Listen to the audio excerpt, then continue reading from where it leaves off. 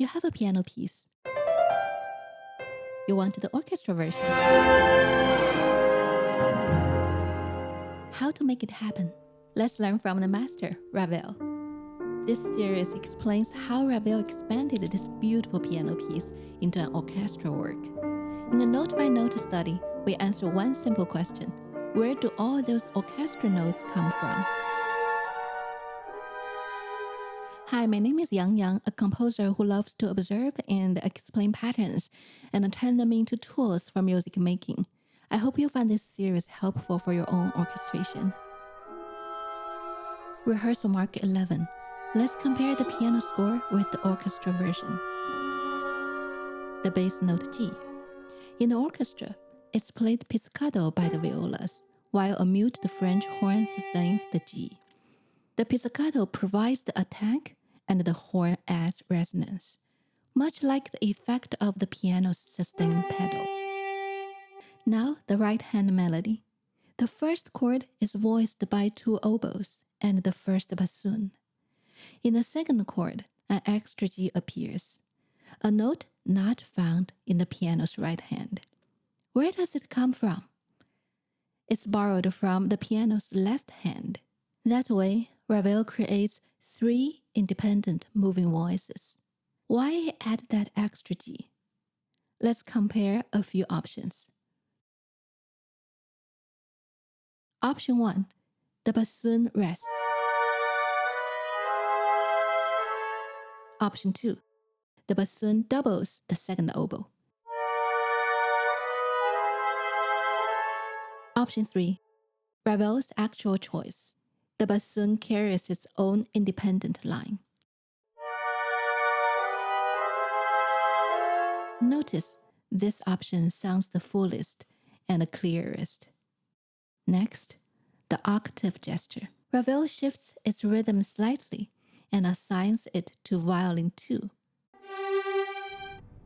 The next three measures follow the same orchestration.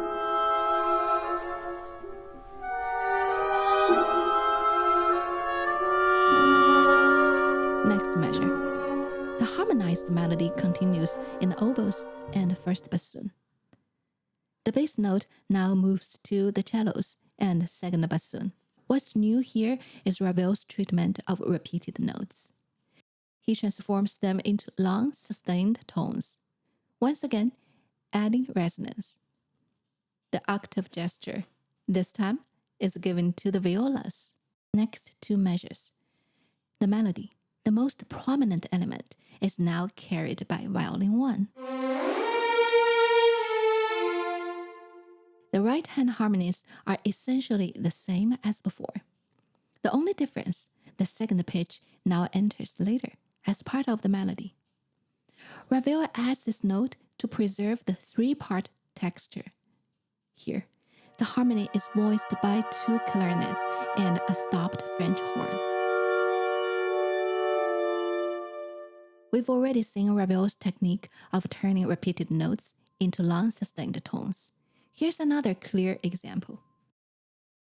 What are the clarinet and horns doing here? At first glance, it looks like each instrument is just doubling one melody note. That raises the question, why not have them all play the full melody, like violin 1? Or why not like this? But that way of thinking separates melody and harmony too rigidly.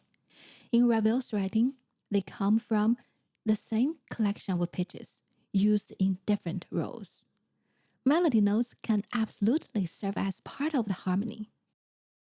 So perhaps his intention here wasn't to reinforce the melody, but to support the harmony. Compare these two. Option 1, Ravel's original. The clarinet and horn weave their own lines. Option 2, both instruments double the melody that the violin is playing.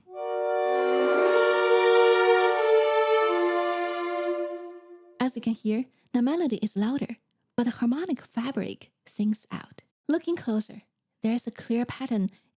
The second clarinet moves from B flat to A. The third horn, F sharp to F.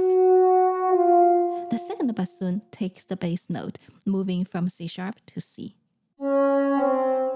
Each line descends by half step. So Ravel was not just thinking vertically, chord by chord, but horizontally through voice leading. Voice leading ensures smooth transitions between harmonies. Finally, the bass note. As before, the bass note is divided, pizzicato and a sustained note. Same here, pizzicato by double bass and a sustained note by cellos. That wraps up rehearsal mark 11.